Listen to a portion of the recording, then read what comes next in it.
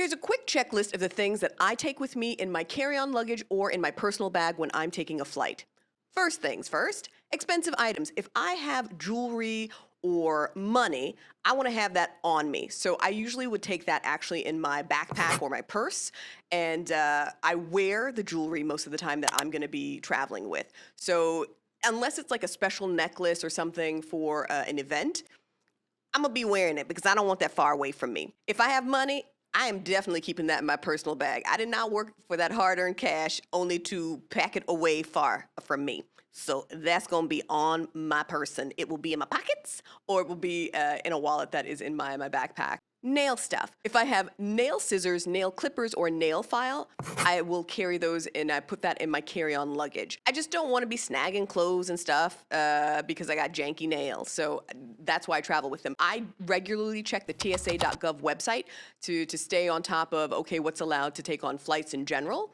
Razors. I need to travel with a disposable razor, so I make sure to keep at least one in my carry-on luggage.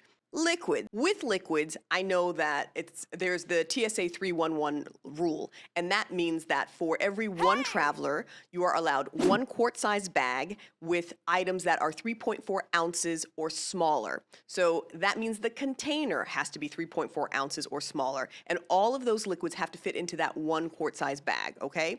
So if I have any sort of like makeup, moisturizers, gels, aerosols, or creams, all of those have to go into that bag. This would include if I decide that I want to buy a small container of alcohol. I know them as nips. You might have heard that before, but just tiny bottles of alcohol, as long as they are 3.4 ounces or smaller. Let me be clear. I can't sit up on the plane and drink it. That is illegal. It has to be served to you by a flight attendant. Medication. I like to travel with over-the-counter medications just to make sure that I don't have to deal with any pain. So that would be like aspirin, ibuprofen, Imodium, so things for the stomach, Pepto-Bismol, again, things for the stomach. So those are my basics, and I take those in my carry-on luggage. I also keep any prescriptions that I have with me. So those would be in my carry-on luggage or in my personal bag. I'm just like, why would I want to pack my prescription and have it away from me? And then if my checked luggage is delayed, now I could go for days or weeks without medication that I need on a trip. So anytime I have a prescription, I make sure to keep that in my personal bag or in my carry-on luggage. Now, I also keep prescriptions in the containers that I got the prescriptions in. So that way it shows that it's my prescription with my name on it. So that's just something that I think can be very helpful, is to keep it in the original container that I get the medication in. Also, let's see. Things that I need, like batteries or portable chargers, I keep those with me and I travel with them. And so with AA, AAA, C or D batteries, you can travel with those anyway, or you could put those in your checked luggage. When it comes to lithium batteries, you can't put those in your checked luggage. You have to take those on the flight. So that's just something to keep in mind, especially if you're traveling with a lot of camera equipment.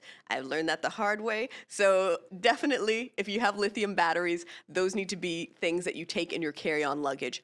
With a portable charger, my whole point of having a portable charger is I want to be able to charge my electronics in case, like, if I need to call somebody, I don't want my phone to die, so that's why I have a portable charger. So I take that with me on the plane. I don't want to put that in my checked luggage, again, if it's delayed or something. The whole point of your carry-on luggage is you want to be able to access things that you might need in case of an emergency or in case of luggage delays if you have checked luggage. It's the convenience of having it nearby that makes these items very helpful. So that's my quick checklist. I hope this is helpful to you. If you're interested in other travel content, such as interesting places to go, TSA pre-check, what you should do in order to get ready to go to the airport, check out my other content.